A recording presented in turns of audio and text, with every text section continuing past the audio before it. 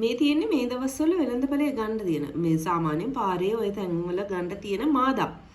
මාදම් කියන්නේ ගොඩක් ගුණ දේශීය පළතුරක්.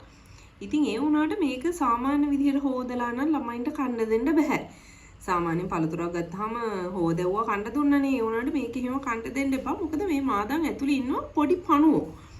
මෙයාලා නිකන් වතුරෙන් හොදවුවට අයින් කරන්න බෑ. ලුණු මිශ්‍ර වතුරට දාලා මාදම් තිබ්බහම ටික වෙලාවකින් මේකේ ඉන්න පණුව එළියට එනවා. මේ මෙතන සුදුවට පේනවද මේ චූටි පණුව ඇවිල්ලා ඉන්නවා. වතුර මිශ්‍ර කරද්දී උඩට එන්න පුළුවන්. මේ තියෙන්නේ මේ ඉන්නේ. මේ මාදම් වල ඉන්න පණුව උඩ එළියට එනවා ලුණු මිශ්‍ර වතුර ටිකක් වෙලා දැම්මහම.